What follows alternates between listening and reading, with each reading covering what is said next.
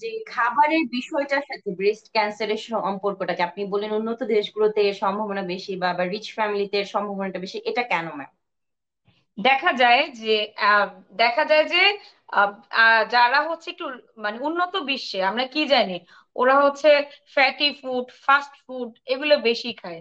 এগুলোতে ইস্ট্রোজেন কন্টেন্টটা বেশি থাকে।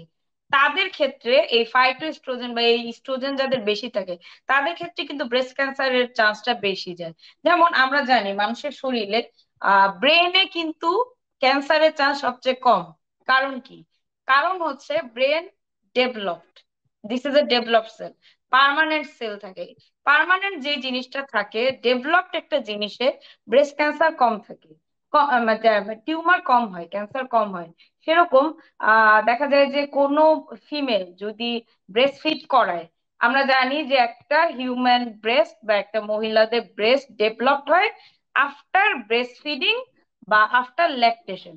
তো তার মানে হচ্ছে তার ব্রেস্ট ফিট করার পরে তার তার ব্রেস্টটা ডেভেলপড হয়েছে। ওই ডেভেলপড ব্রেস্টে তার ক্যান্সারের চান্স কমে যায়।